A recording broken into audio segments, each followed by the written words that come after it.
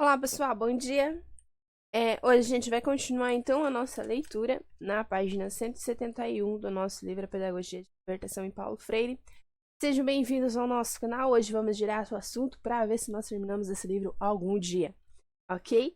Ele é um pouquinho extenso, mas ele é extremamente bom, que mostra diferentes pontos de vista de diversas pessoas que tiveram contato com Paulo Freire e trazem um pouquinho sobre a sua história e de como que foi essa experiência e mostra também o quanto é importante a gente não perder esse conhecimento, esse estudioso que tanto se importou com a história do nosso Brasil e levou todo esse contexto para fora e conquistou muitos corações. Então, espero que a gente consiga também ser conquistado por ele e utilizar um pouquinho desse conhecimento, porque nenhum conhecimento deve ser jogado fora, tudo é sempre somado. Se vocês não forem utilizar agora, vocês podem utilizar futuramente. Eu vou também estar utilizando ele dentro das minhas pesquisas, por isso que eu estou compartilhando com vocês, ok? Então, direto ao assunto, sejam bem-vindos e vamos lá. Aqui, então, no nosso tópico 25, Paulo Freire, Aspectos de seu Humanismo Radical, escrito por Paulo de Tarso Santos.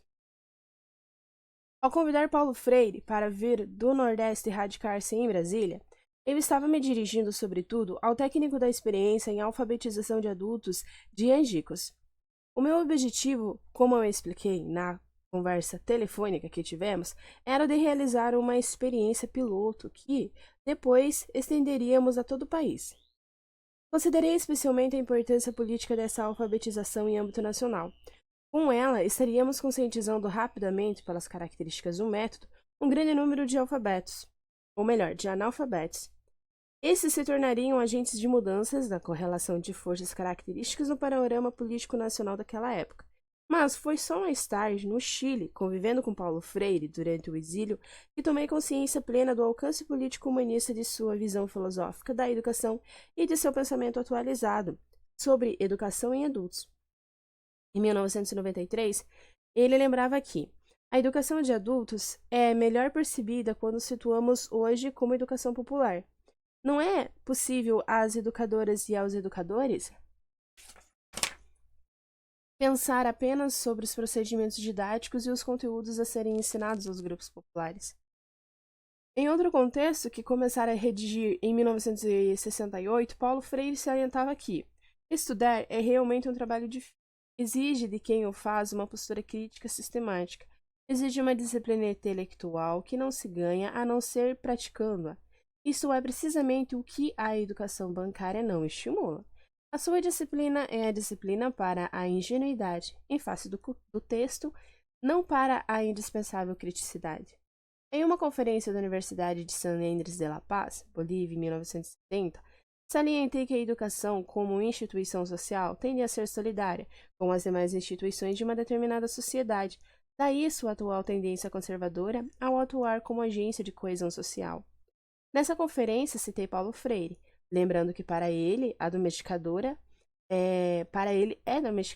a educação que se desenvolve na sociedade, como se esta fosse uma realidade estática, definitiva, acabada, cuja normatividade o educando deve incorporar-se, sem espírito crítico, uma vez que essa sociedade não pode ou não deve, por ele, ser modificada por meio do exercício normal de sua liberdade. Assim, torna-se absoluto algo que é relativo à estrutura social. Não se considera relativo a uma forma cultural criada pelo homem e, portanto, por ele modificável por uma ação transformadora. Em suma, o que foi criado pelo homem na busca dos caminhos de sua realização volta-se contra ele, passando a aliená-lo. Ora, a visão freiriana de educação leva a uma relação dialógica entre os educadores e os educandos, com o objetivo de problematizar a realidade atual e promover a assimilação crítica de ideias, imagem e atitudes que possibilitem a aproximação da nova sociedade, concebida como uma utopia social viável. Paulo Freire, ao ler o texto dessa conferência, manifestou-se como político da educação. Eu estava desdobrando o seu pensamento. O ponto central desse desdobramento é o reconhecimento de que a educação democrática supõe a proposição de novos valores éticos sociais, viabilizadores da utopia de um novo pacto social, o qual possa ser assumido e não apenas aceito pelos oprimidos, sujeitos, destinatários e beneficiários da pedagogia freiriana. Mas a obra central de Freire, aquela que mais concorreu para o reconhecimento universal do pensamento pedagógico, foi, como se sabe, a Pedagogia do Oprimido. Nela, ele lembra que a grande tarefa humanista e histórica dos oprimidos é a de libertar-se a si e aos opressores. Com esse pensamento, Paulo Freire não se detém ao revanchismo dos oprimidos, embora o considere explicável, lembrando que uma dimensão revanchista não significa que a revolução deve esgotar-se nela. Ou seja, o revanchismo isolado, ele opõe um humanismo realista e revolucionário. Realmente, fica claro que a sua opção radical pela conscientização e libertação do oprimido não exclui a sua opção, expressa na observação anteriormente citada, por um novo humanismo, que ao libertar o oprimido, cria também a condição básica para a libertação dos opressores, e considerava que esta grande tarefa humanista e histórica dos oprimidos. Realmente, em face do tema da humanização e as suas explicações, o Freire desenvolve uma visão humanista de educação, prevenindo contra as ilusões idealistas e lembrando que a desumanização e humanização não podem ocorrer a não ser na história mesma dos homens. Dentro das estruturas sociais que os homens criam e que se acham condicionados. E acrescenta que ambas, desumanização e humanização, implicam a ação dos homens sobre a realidade social. A primeira para a preservação do status quo e a segunda para a radical transformação de um mundo opressor. Essa reflexão segue-se outra para lembrar que a libertação não se dá dentro da consciência dos homens, isolada do mundo, senão na praxis dos homens dentro da história. A isso que se segue uma advertência. A isso que se segue uma advertência ao educador que fez a opção humanista, quanto à necessidade de perceber corretamente as relações dialéticas consciência-mundo ou homem-mundo. Com base nas observações anteriores apresentadas, parece lícito ligar expressões usadas pelo próprio Paulo Freire para concluir que o seu pensamento envolvendo a teoria e a prática de uma ação cultural voltada para a educação como tarefa humanizante pode ser catalogada como humanista radical. Página 175. Reflexões sobre a construção da pedagogia do oprimido.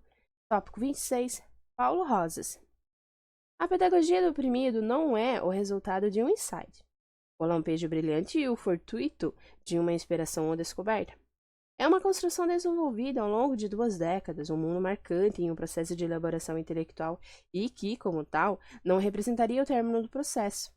Não importa se, na partida, não havia clareza quanto ao ponto de chegada, quanto aos outros momentos marcantes, outros pontos de chegada, anteriores e posteriores à pedagogia do oprimido. Mesmo porque a construção do pensamento pedagógico de Freire prescinde a erudição bibliográfica e da chancela da pesquisa empírica. O professor Paulo Freire não ignorava a bibliografia pertinente aos problemas que o inquietavam. Porém, como observou o filósofo Hernani Maria Fiore, iniciando o prefácio da Pedagogia do Oprimido, Paulo Freire é um pensador comprometido com a vida, e não pensa ideias, pensa a existência. Um minutinho, pessoal.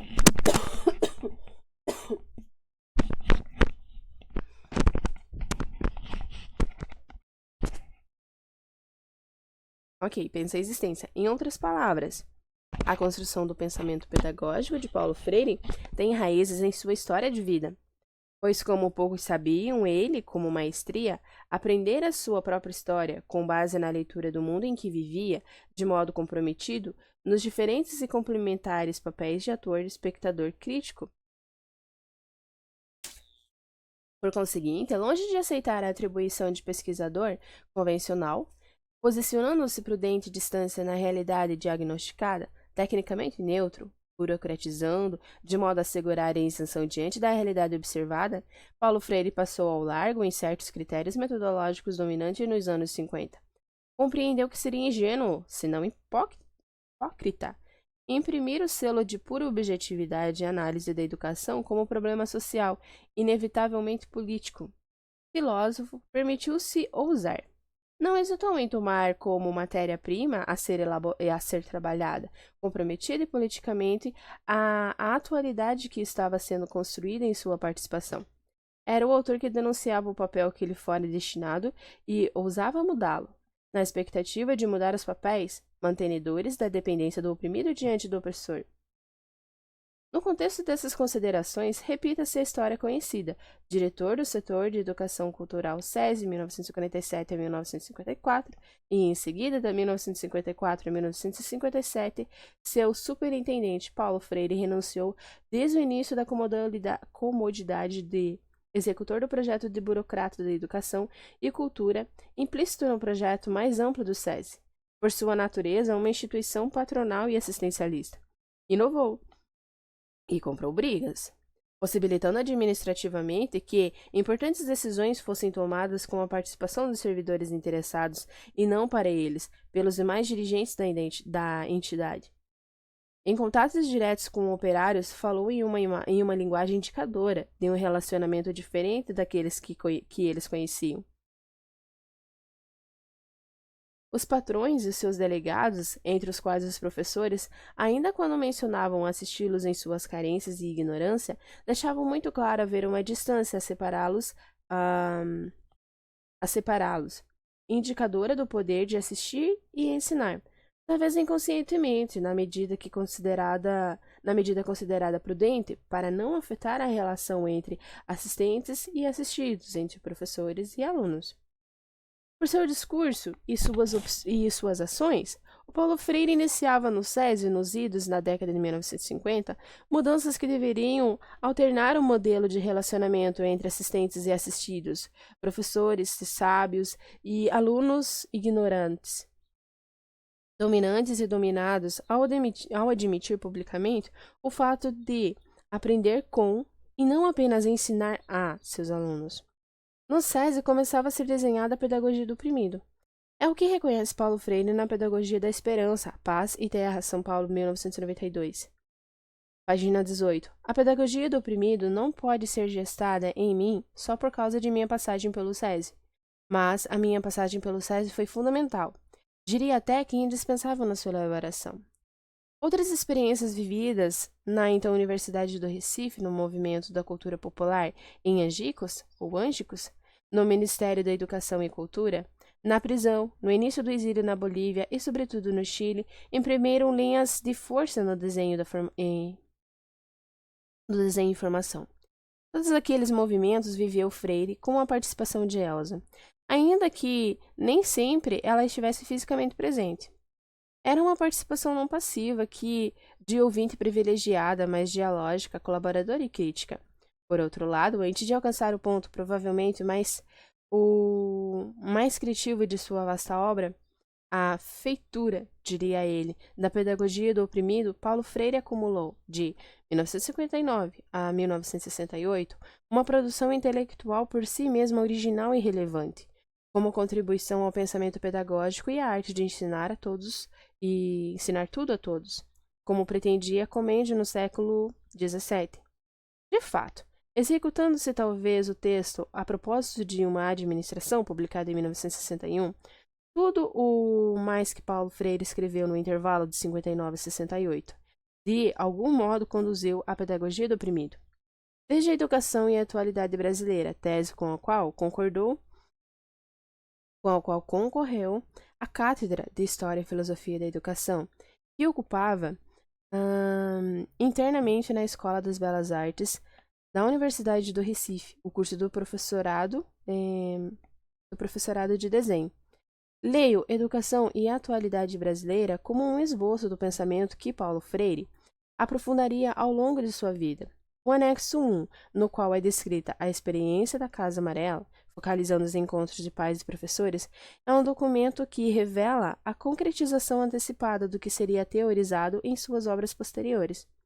Além dos textos elaborados com a finalidade de orientar os monitores quanto à compreensão e aplicação do método ou sistema, Paulo Freire, em artigos, conferências, seminários, aulas e outras contribuições por sua natureza, nem sempre objetos de publicação, O Freire trabalhava com um certo núcleo de conceitos, temas geradores do pensamento, corporificado na pedagogia do oprimido, conceitos como os de domesticação, de que ninguém educa ninguém, ninguém educa a si mesmo, os homens se educam entre si. Educação é problematização, o papel educativo da pergunta.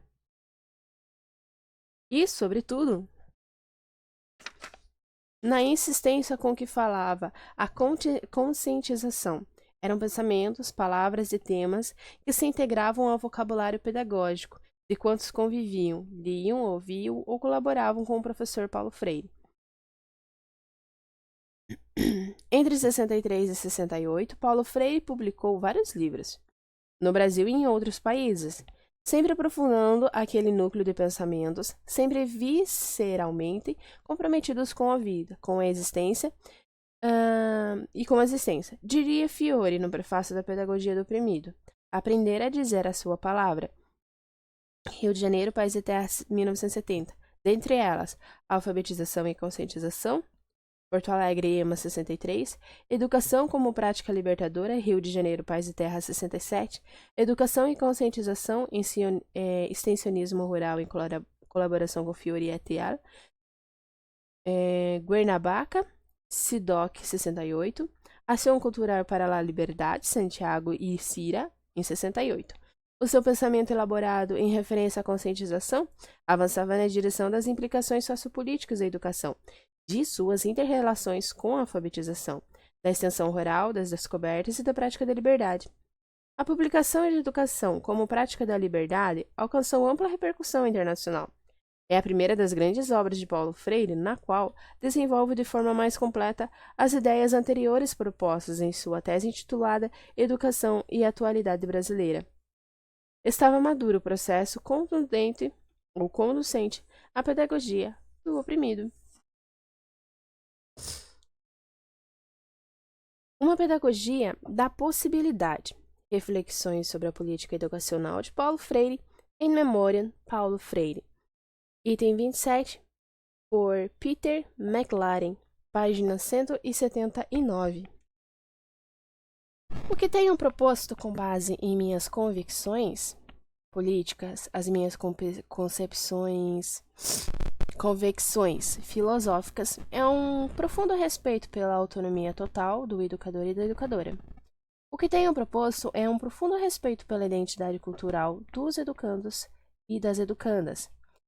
Uma identidade cultural que implica respeito pela linguagem do outro, a cor do outro, o sexo do outro, a classe social do outro, a orientação sexual do outro, a capacidade intelectual do outro, que implica a capacidade de estimular a capacidade do outro. Contudo, essas coisas acontecem no contexto social e histórico, e não soltas no espaço. Essas coisas acontecem na história, e eu, Paulo Freire, não sou dona da história.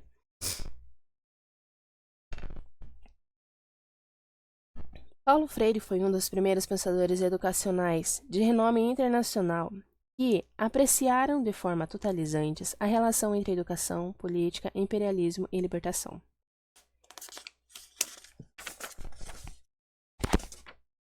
Considerado por todos os filósofos precursor da pedagogia crítica, ele foi capaz de reformular efetivamente a pedagogia de forma global, em direção a uma política radical de luta histórica, uma orientação que estendeu ao ponto de transformá-la em um projeto de toda uma vida. Muito antes de falecer em 2 de maio de 97, o Freire atingira uma dimensão mítica entre educadores e educadoras, progressistas, assistentes sociais e teólogos, como também entre outros estudiosos e pesquisadores de diversas tradições disciplinares, por fomentar interesses nas formas pelas quais a educação pode servir de veículo para a transformação econômica e social, que atualmente se chama de política de libertação, e é um assunto de fundamental importância entre os ativistas educacionais em todo o mundo e para o qual Freire fez contribuições importantes e pioneiras. A filosofia da pedagogia de Freire, uma opção preferencial pelos pobres. A história de Freire nos revela, com veemência, as impressões de uma vida vivida às margens do poder e do prestígio, pelo fato de seu trabalho ter girado em torno das questões da mudança social e política. Ele tem sempre sido considerado controverso, especialmente por instituições de ensino na Europa e na América do Norte. embora seja reconhecido como um dos mais importantes filósofos da libertação e um pioneiro no campo da alfabetização e da pedagogias críticas. A sua obra continua a ser abraçada, via de regra, por educadores e educadoras que atuam fora do principal circuito educacional. Não resta a menor dúvida que a condição marginal dos seguidores e das seguidoras de Freire se deve ao fato de que ele estava convicto em sua crença de que a transformação da educação deve ser acompanhada por mudanças significativas na estrutura social e política em que a educação é praticada. Trata-se de uma postura que a maioria dos educadores e das educadoras julgariam politicamente insustentável e desesperançosamente utópica. Certamente é uma postura que constitui ameaças aos interesses dos que já se encontram bem assistidos pela cultura dominante. Freire acreditava que a produção ininterrupta do mundo social, mediatizada pelo diálogo, ocorre em interação dialética com as características estruturais da sociedade, tais como as relações sociais, de produção, formações culturais e alinhamentos institucionais. No processo de alfabetização, ou num processo ao qual ele se referia como praxis, o significado circula, é trabalhado, é revisto, resultando em interpretações políticas, construção de sentidos e formação da vontade. O resultado de tal intersubjetividade mediatizada pela praxis jamais pode ser totalmente pré-determinado. Como crítico feroz ao neoliberalismo, Paulo Freire percebeu que uma grande tensão ideológica residia na capacidade de as pessoas assimilarem um conceito de política que fosse além de uma identidade consumista engendrada com base na panóplia da lógica do mercado. Além disso, a convivência social e os discursos da vida diária não podem ser definidos a priori como formas excludentes da esfera política. O contato pessoal de Freire com camponeses brasileiros quando jovem contribuiu de forma decisiva para sua simpatia às rebeldias populares contra a exploração econômica na América Latina, África e em outras partes do mundo.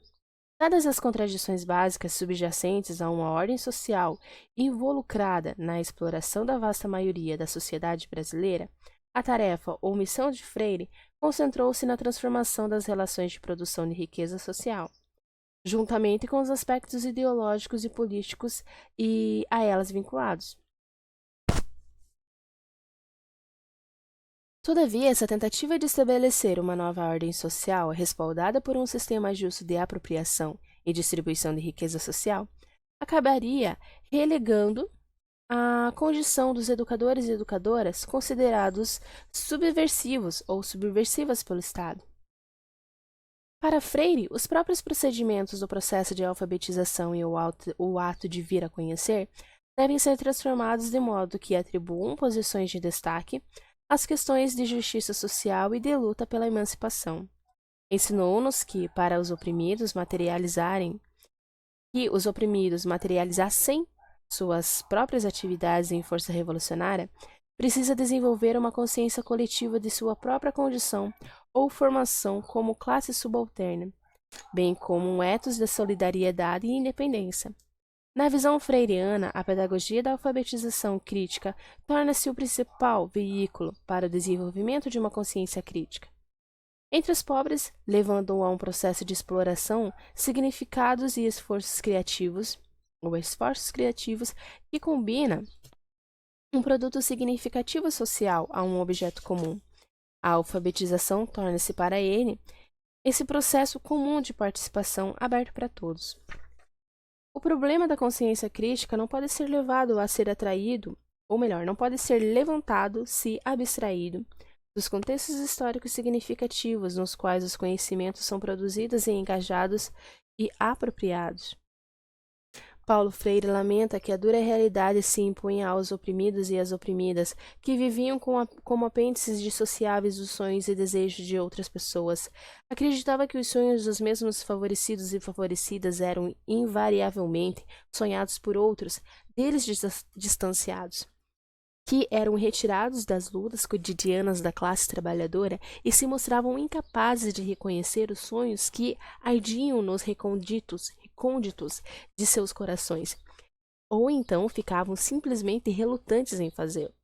Com base no reconhecimento dos fundamentos das tradições populares e da importância da construção coletiva do conhecimento, o projeto pedagógico de Paulo Freire deu origem a um vocabulário novo e dinâmico, o qual demonstrava interesse pelos oprimidos e oprimidas e se desdobrava em uma nova e poderosa terminologia política, capacitando-os a analisarem a sua própria condição na lista e a se engajarem em tentativas de deslocamento dos ciclos de reprodução social existentes. Os programas de alfabetização desenvolvidos por Freire e os seus colegas para camponeses completamente destituídos do poder são atualmente adotados em todo o mundo. Ao estabelecer relações entre as categorias de história, política, economia e classe em conceitos de cultura e poder, Paulo Freire logrou desenvolver tanto uma linguagem de crítica como de esperança, que opera conjunta e dialeticamente, cujo êxito na tarefa de ajudar gerações de pessoas privadas de quaisquer direitos sociais e políticos a se libertarem e já foi comprovado. Freire reconheceu que não há como representar a consciência do oprimido e da oprimida fora das premissas da cultura e da sociedade nas quais o professor e a professora, ou agentes culturais, estejam inseridos. Muito antes dos pré-modernistas nos apresentarem a sua versão de política de identidade, ele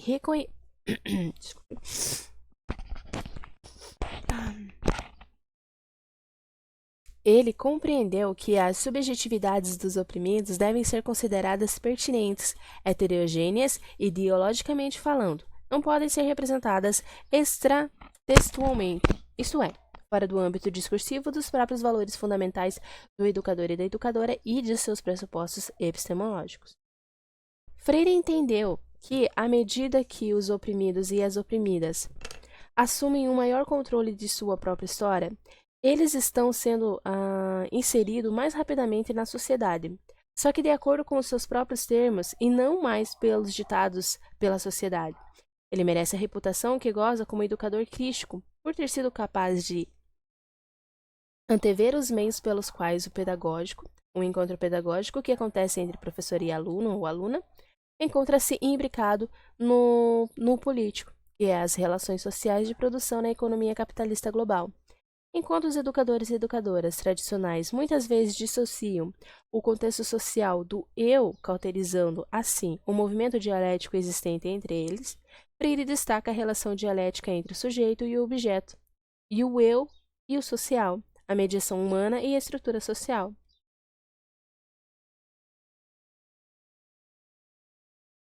Os educadores e educadoras que atuam no âmbito de uma pedagogia crítica inspirada por Freire devem mais ao autor por suas ideias e impressões filosóficas do que por seus comentários sobre metodologias de ensino.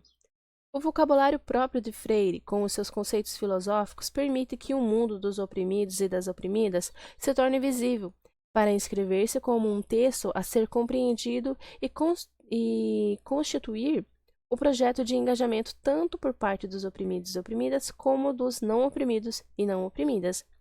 O seu trabalho não reduz ao mundo a um contexto. Em vez disso, estipula as condições para a possibilidade da existência de vários discursos concorrentes e conflitantes entre si, ou formas de construir significados com base em experiências vivenciadas. O Freire questiona a catácrise de valor ao chamar a atenção para os educadores e educadoras se esforçarem para identificar identificar as apórias em próprias filosofias de ensino e na vida cotidiana. Em todos os ensinamentos de Paulo Freire, o conceito de verdade torna-se viciosamente nebuloso, pois a verdade passa a ser vinculada ao posicionamento e à inserção de um determinado indivíduo nas narrativas predominantes sobre a verdade. Obviamente, nesse sentido, a própria obra de Freire pode ser usada contra si e ser interpretada como um como um epifenômeno. Então, como um epifenômeno das narrativas que produzem os efeitos textuais de sua própria obra. Com efeito, Freire muito certamente teria estimulado os seus leitores e as suas leitoras a dissecar e tecer críticas sobre a ideologia de seu próprio trabalho, da mesma maneira que os incentivaria a submeter outros textos à prova. Nessa leitura, gente, para vocês entenderem mais ou menos o que significa, se vocês verem Popper e a teoria da falsibilidade, vocês vão entender esse parágrafo aqui bem. Quando ele coloca a sua obra, o Paulo Freire coloca a sua obra assim em prova. A influência de Freire na pedagogia crítica norte-americana.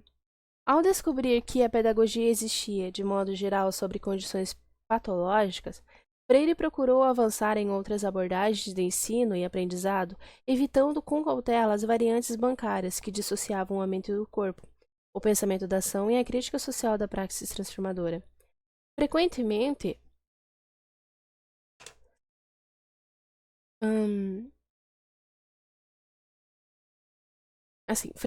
acompanhada pelas abordagens ao ensino e aprendizagem conforme Davey, bem como por aqueles como Habermas, destacavam a competência comunicativa e as formas não distorcidas de comunicação. A pedagogia crítica, ela constitui um conjunto de práticas que revelam as formas pelas quais o processo de escolarização reprime a contingência de sua própria seleção de valores e os meios pelos quais as metas educacionais são subordinadas a macroestruturas de poder e privilégio. Para Freire, a pedagogia diz respeito tanto ao coração como à mente.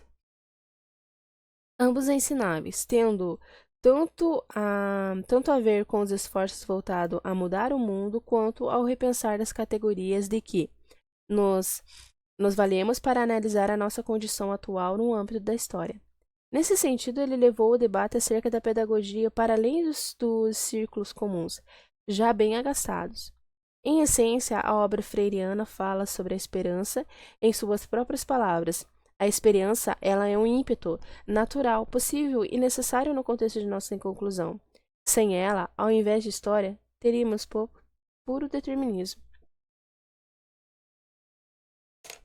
Não há controvérsias quanto ao fato de que a obra de Freire tem sido a força motriz por trás dos esforços americanos para desenvolver a pedagogia crítica, a qual consiste em uma forma de refletir, negociar e transformar a relação entre ensino em sala de aula, produção de conhecimento, estruturas institucionais da escola e as relações sociais e materiais presentes na macrocomunidade, sociedade e Estado-nação.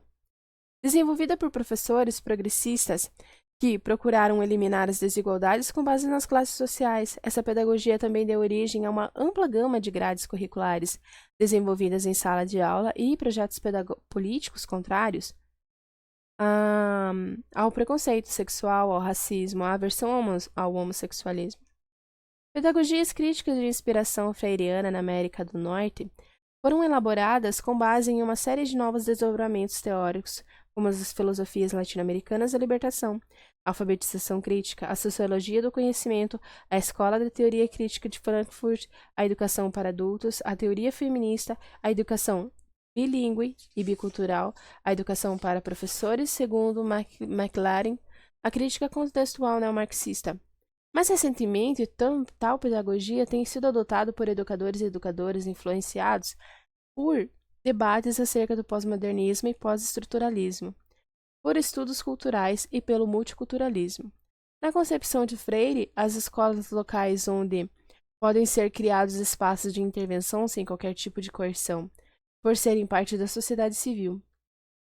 Contudo, mesmo com esse leque altamente divergente de influências em relação ao cotidiano na sala de aula, a pedagogia freiriana muitas vezes é percebida de forma errônea, como sinônimo de instruções completas de linguagem, como programas de alfabetização para adultos, novas abordagens construtivistas, ao ensino de aprendizagem, baseados nos trabalhos de Vygotsky. Nem todos esses programas são necessariamente freirianos, mas precisam ser julgados em relação à especificidade cultural, a sua própria filosofia. A sua praxis e seu ethos como resposta crítica no tocante à formação de uma ordem social mais justa e humana. Lankheer e Maclaren fizeram uma síntese de 6 princípios de aprendizagem com base no trabalho de Freire, que tem por objetivo fornecer aos professores e às professoras alguns principais pontos de referência para o desenvolvimento de suas práticas pedagógicas. 1. O mundo deve ser abordado como um objeto a ser compreendido e conhecido por meio de esforços próprios dos próprios educandos e educandas. Além disso, seus atos cognoscentes seus atos cognoscentes devem ser estimulados e fomentados em suas próprias existências, experiências, necessidades, circunstâncias e destinos. 2. O mundo histórico e cultural deve ser abordado como uma realidade criada e passível de transformação que, a exemplo dos seres humanos, passa por um processo constante de reformulação e construção pelo esforço humano, de acordo com representações ideológicas da realidade. 3. Os educandos e educandas precisam aprender como estabelecer conexões, de forma ativa, entre suas próprias existências, as situações vivenciadas e a formação da realidade que vem ocorrendo até a presente data. 4. Eles devem considerar a possibilidade de novas formas de realidade, as novas possibilidades de ser que emergem das novas formas de processo de elaboração e devem se comprometer com a tarefa de moldar uma nova história capacitadora e regenerativa. As novas maneiras de fazer a realidade constituem tarefa social, coletiva e compartilhada, na qual precisam ser ouvidas as vozes de todos os participantes. 5. Na fase de alfabetização, os educandos e educandas começam a observar a importância da escrita para a execução desse projeto compartilhado. Ao adquirir a competência da escrita nesse processo de trazer suas experiências e significados para o mundo em construção de reconstrução ativa, de relações práticas e vivenciadas, os alunos irão efetivamente experimentar sua própria potencialidade no próprio ato de compreensão do que significa ser um sujeito humano. Na fase de alfabetização, a base da ação é a exploração de temas geradores, assistido pela palavra escrita. A abordagem do tema da cultura ocidental, conforme concebido por pessoas como Hirsch e reificado em grades curriculares e pedagogias amplamente adotadas, bem como a busca por transcender esta concepção, envolve justamente o tipo de praxis pretendida por Freire. 6. Os educandos e educandas precisam começar a compreender de que forma os mitos presentes nos discursos dominantes são precisamente os mitos que oprimem e os marginalizam, mas que podem ser transcendidos por meio da ação transformadora. Enquanto os críticos desaprovam a abordagem educacional de Freire por sua visão idealista de transformação social, seus defensores, até mesmo o próprio Freire, têm se queixado de que a pedagogia crítica vem sendo muitas vezes domesticada e reduzida a abordagens de aprendizagem dirigidos a alunos e alunas, desprovido de crítica social. Já considerada pelos melindrosos guardiões do sonho americano um opróbrio, a pedagogia crítica passou a ser tão completamente psicologizada, tão liberadamente humanizadora, ou melhor. Voltando primeiro ao início. Já considerada pelos melindrosos guardiões do sonho americano um opróbrio, a pedagogia crítica passou a ser tão completamente psicologizada, tão liberalmente humanizada, tão tecnologizada e tão pós-modernizada do ponto de vista conceitual, que sua relação atual com as lutas mais amplas pela libertação, com ênfase por parte de Freire na luta de classes revolucionária, parece estar seriamente atenuada, se não fatalmente emudecida. Em virtude de Paulo Freire acreditar que o desafio de transformação das escolas deveria estar direcionado à superação da injustiça socioeconômica, atrelada às estruturas políticas e econômicas da sociedade, qualquer tentativa de reforma na rede escolar seja supostamente inspirada por ele, mas que se preocupa exclusivamente com os modelos sociais de representação, interpretação e comunicação, não estabelecendo qualquer relação entre esses modelos e as medidas e estruturas de redistribuição que os reforçam, deixa de fora as ideias mais importantes da sua obra. A abordagem de Freire estabelece uma compreensão bastante incisiva nos modelos de distribuição e redistribuição, com o propósito de transformar e não apenas interpretar as estruturas econômicas a eles subjacentes que geram relações de exploração. Freire também se preocupa com a prática de uma política de diversidade e autoafirmação, não só com uma prática que simplesmente termina em si mesma, mas que ele dissesse respeito a uma política mais ampla de libertação e justiça social. Portanto, uma pedagogia para a libertação no estilo de Freire é totalizante, sem que para tanto se imponha como dominante, visto que sempre consigna um tratamento dialético ao ato cognoscente, ou cognoscente, isso mesmo, específico ou local, como um processo político que ocorre na arena conflituosa das relações capitalistas de exploração, uma arena em que grandes grupos de pessoas são submetidos, palpável e inegavelmente, às privações e sofrimentos desnecessários e em decorrência da alienação e da pobreza. Uma pedagogia do oprimido envolve, então, não apenas uma redistribuição de recursos materiais, mas também uma luta por significados culturais em relação às múltiplas posições sociais de alunos e alunas, professores e professoras, bem como uma situação na esfera da divisão global do trabalho. Será que o nome de Freire transformou-se em uma significante mutável a ser atribuído inadvertidamente a qualquer referente em meio ao terreno multifacetado da educação progressiva?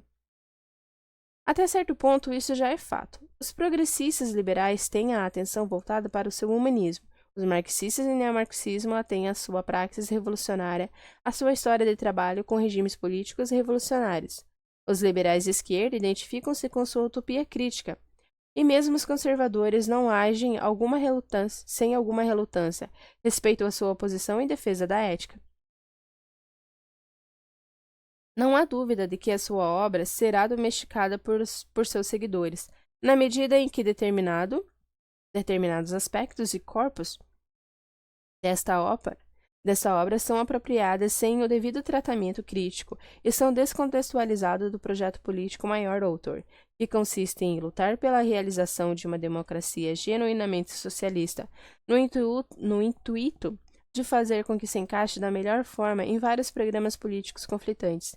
Desse modo, é importante ler Freire no contexto de todo o corpus de sua obra, desde Pedagogia do Oprimido até a reflexão recentemente publicada sobre o referido trabalho Pedagogia da Esperança e ainda Pedagogia da Autonomia. A pedagogia freiriana e suas limitações. Todos aqueles que têm uma participação importante no significado da vida e da obra de Freire continuarão a discordar quanto às formas pelas quais sua política e sua pedagogia devem ser interpretadas. A generalidade afirmativa de suas formulações e declarações acerca da pedagogia podem ser altamente frustrantes, tendo em vista que assinalam preocupações importantes, mas não fornecem o embasamento teórico necessário à propositura de alternativas mais progressivas e programáticas para as teorias e perspectivas que ele critica. Por exemplo, pouco se fala a respeito de como os professores e professoras podem passar da reflexão crítica à prática crítica. No entanto, os pontos fracos de Freire também constituem fonte de sua força e caracterizam durabilidade de seu pensamento. É precisamente sua recusa à verbalização e de soluções alternativas que permite que o seu trabalho seja reinventado nos contextos em que os leitores se encontram, admitindo, portanto, uma tradução específica de acordo com o contexto, cruzando as fronteiras geográficas, geopolíticas e culturais. Além disso, confere ao corpus de sua obra um caráter universal na medida em que permite que os trabalhos conservem a sua força heurística, tanto quanto ocorre nos escritos de Marx, de tal forma que podem ser empregados por educadores e educadoras para tecer críticas e fazer contestações às práticas pedagógicas adotadas em todo o mundo. De fato, Freire insiste que os seus leitores e suas leitoras o reinventem no contexto de suas lutas locais, o que poderia ser mantido em todas as circunstâncias, desde o processo de reinvenção à ética de solidariedade constante e ininterrupta professada por ele, além de uma utopia sem culpas ou arrependimentos. Afirma o educador progressista Afirma que o educador progressista deve estar sempre caminhando com suas próprias pernas, continuamente reinventando a mim e reinventando o que se entende por democrático em seu contexto cultural e histórico específico. Alguns atribuíram à obra de Paulo Freire o conceito arquimediano da divisão utópica e idealista da sociedade. Contudo, esse tipo de crítico corre o risco de ignorar a utilidade prática de sua pedagogia, especialmente ao se levar em conta o sucesso das campanhas de alfabetização com base em seu trabalho. Freire tem a presença oculta das sementes de redenção em meio ao mundo em que vem conseguindo em direção à loucura. Além disso, sua política de libertação reside em submir em um conjunto codificado de princípios universais. Em vez disso, Além disso, sua política de libertação reside em submir um conjunto codificado de princípios universais.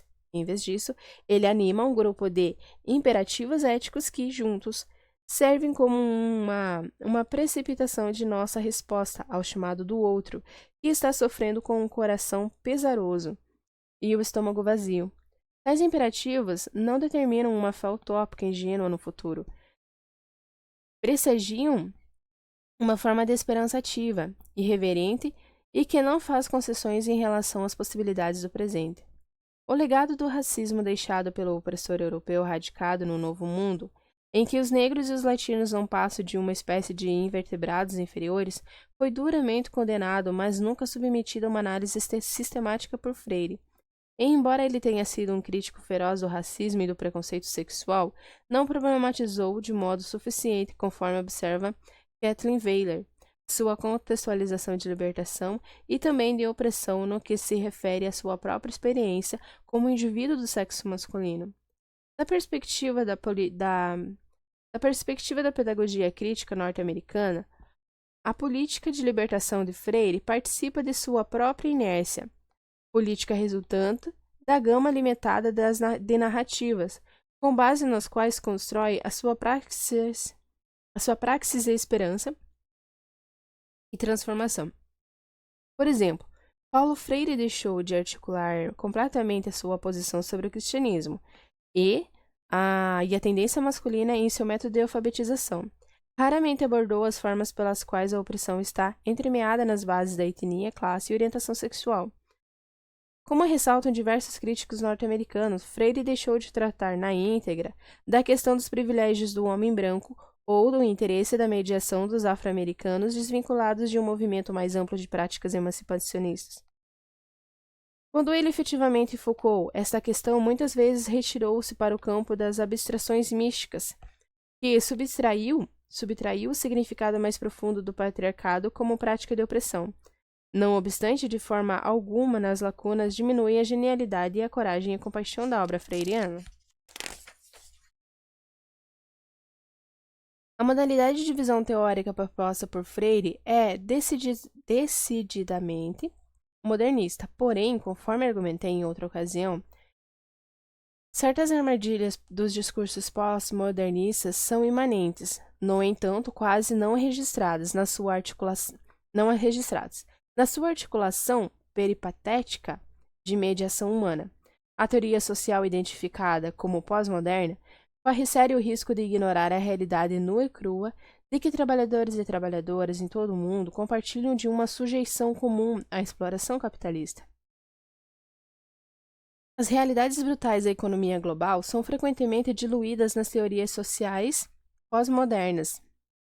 Por outro lado, pedagogias da libertação, como a desenvolvida por Freire, endossadas por discursos marxistas modernos, muitas vezes ignoravam gravemente questões de raça, sexo e orientação sexual. Freire demonstrou-se ciente de tais omissões e começou a abordá-las com apaixonada convicção em seus mais recentes trabalhos. Não obstante o fato de que desconstrucionistas como Stuart Parker, têm demonstrado que boa parte do trabalho da tradição educacional crítica exemplificada pela obra freiriana acaba se situando nas premissas modernistas de autonomia do e da professora, do professor e da professora, as quais servem essencialmente como recursos de encantamento que podem ser desconstruídos como ficções discursivas. A obra de Freire ocupa um papel de vital importância. Sua contribuição mantém-se como referencial não apenas por sua metodologia de alfabetização, mas, em última análise, por sua capacidade de criar uma pedagogia de consciência prática que pressagia a ação crítica. A principal conquista de Paulo Freire continua sendo a de seu papel como peregrino do óbvio. Em termo em que se empregava com frequência para descrever o seu papel pedagógico, certamente que as limitações de sua obra representam mais do que poeira retórica de importância menor. Porém, como ele é reconhecido por seus próprios críticos, elas nem de longe comprometem a importância central de Freire como um dos maiores pensadores educacionais do mundo, um filósofo à altura dos quais 12 das mais influentes educadores e educadoras desse século ou de qualquer outro.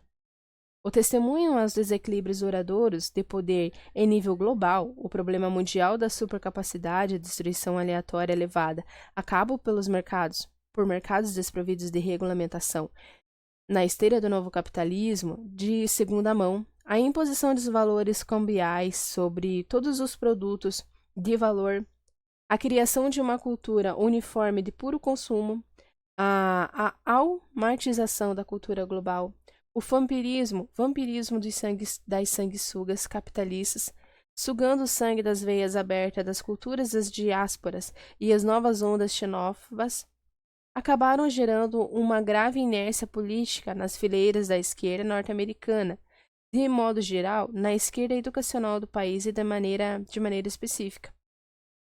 A lógica da privatização do livre comércio, em que a mão de obra social representa uma medida de valor e os excedentes de mão de obra constituem a essência do lucro, atualmente constitui o tecido de nossa história e todo mundo. A lógica do capitalismo transnacional terem fornecido as diretrizes, tem fornecido as diretrizes das políticas e as práticas educacionais de modo tão flagrante e tal ponto que a educação vem sendo reduzida a um subsetor da economia. Na medida em que no futuro da educação encontra-se intimamente relacionada a capacidade de os professores tornarem-se criticamente mais autorreflexivos ao analisarem as formas pelas quais as suas próprias vidas e as vidas dos seus alunos e alunas vêm sendo inscritas por práticas discursivas cerceadoras e por relações sociais materiais, as quais sustentam as elites poderosas em detrimento da maior parte da população, a obra de Freire torna indispensável a evolução progressista do pensamento educacional. Naturalmente que o avanço contínuo da pedagogia crítica e da praxis freiriana não pode ser dissociada da crise do já ultrapassado do mundo burguês, cujo maior sintoma inclui a lógica consumista como ideal democrático estabilizante. Freire sempre foi um revolucionário e, como tal, nunca abandonou o sonho de uma transformação radical do mundo, em suas próprias palavras. A minha rebeldia contra toda espécie de discriminação, da mais explícita e gritante à mais subreptícia e hipócrita, não menos ofensiva e imoral, me acompanha desde minha infância, desde a mais tenra idade, e reajo quase instintivamente contra toda palavra e todo gesto, todo sinal de discriminação racial, como também de discriminação contra os pobres, que ainda, bem mais tarde, se defendia contra a discriminação de classe. Enquanto os agiógrafos de Paulo Freire se digladiam na arena educacional sobre o que exatamente representa o verdadeiro Freire e o seu legado e a sua obra continuará a se fazer sentir nas vidas dos quais Fernando. É mais difícil entender isso aqui. Volta. Enquanto os geógrafos e Paulo Freire se digladiam na arena educacional sobre o que exatamente representa o verdadeiro Freire e o seu legado, sua obra continuará a se fazer sentir nas vidas dos que os conheceram e o amaram. De igual importância é o fato de que o seu trabalho continuará influenciando gerações de educadores e educadoras, estudiosos e ativistas no mundo todo. Freire reconheceu que a descolonização dizia respeito a um projeto que desconhecia um destino final, um término. É uma luta de toda uma vida, que requer a percepção contra-intuitiva, honestidade, compaixão e grande disposição para varrer da história pessoal o germe da consciência ingênua ou da compreensão que se coaduna ao senso comum. Só um minutinho, pessoal.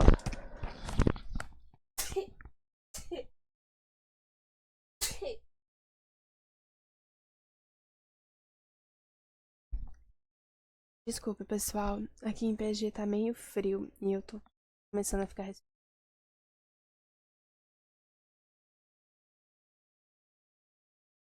Ok, que se coaduna do senso comum. Após assimilar o legado das lutas revolucionárias dos oprimidos e das oprimidas, que foi nos transmitido por Freire, torna-se impossível conceber a prática pedagógica esvaziada da crítica social.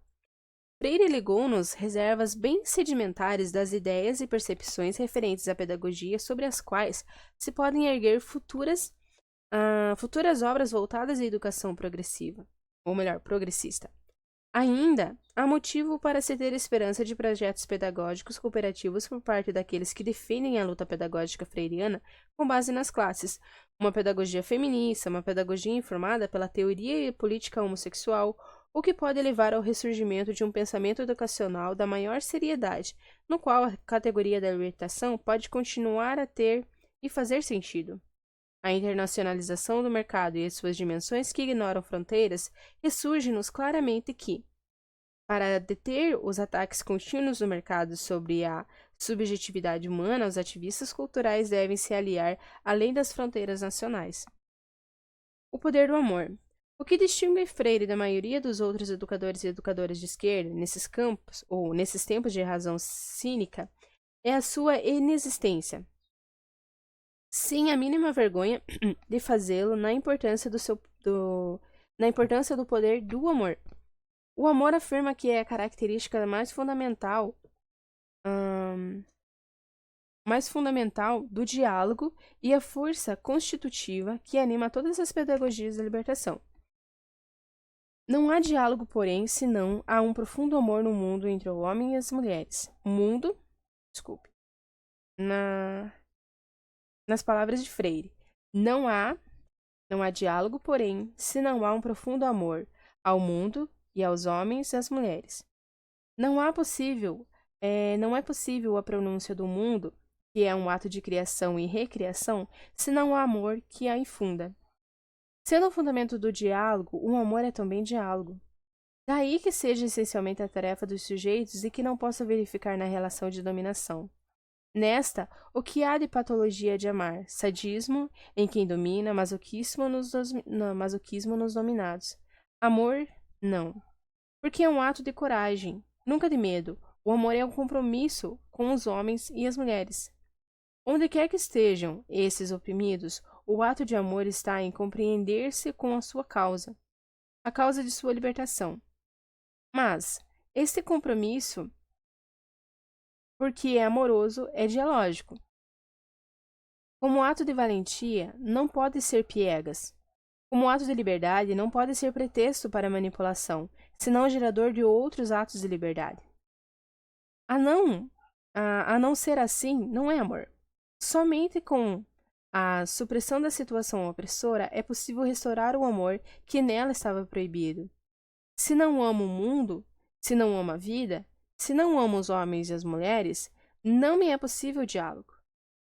Para Freire, o amor sempre estabelece um projeto político, pois um amor pela humanidade que permaneça desvinculado da política representa um enorme desserviço ao seu objeto. Somente é possível amar em razão da presença de outros. Um amor que não liberta alimenta-se de seu objeto como um verme em um cadáver. Como um verme de um cadáver. Seu narcisismo destrói o outro ao fazer que o outro se volte totalmente para ele.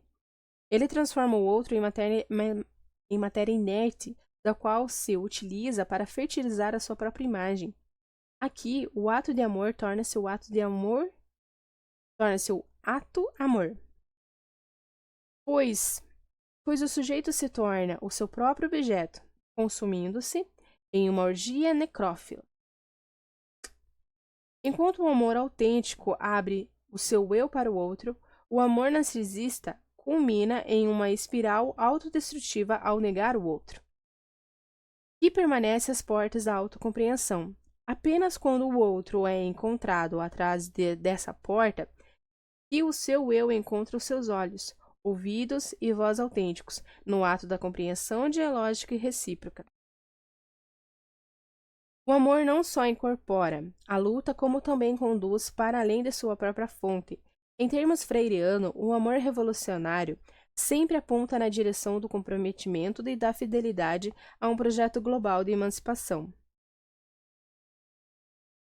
Esse comprometimento é sustentado ao se impedir que o niilismo e o desespero imponham a sua própria inevitabilidade e diz não à vida no tocante à dissensão social e à turbulência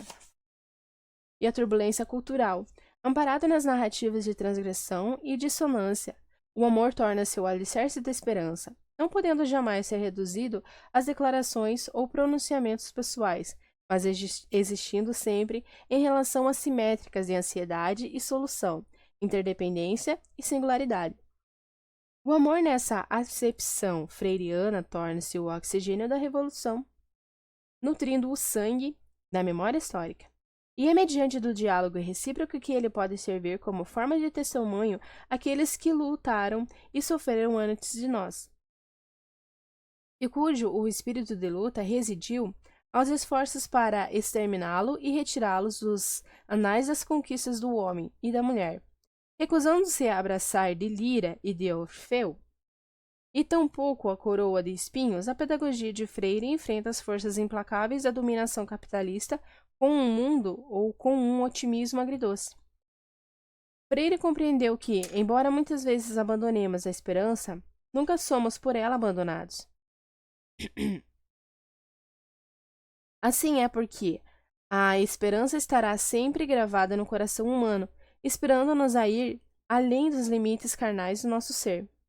O agente freiriano atua em silêncio, mas constantemente nas margens da cultura e nos estertícios de setores públicos, em processo de sucateamento, distante das arenas do poder, onde se assistem a espetáculos públicos de acusações e caça às bruxas, sobre o que há de errado em nossas escolas. Os educadores e educadoras da linha de Paulo Freire não concebem o seu trabalho como um antídoto aos males socioculturais da atualidade e o grau cada vez menor de ambição acerca do prometido ou do comprometido da sociedade contemporânea com a democracia.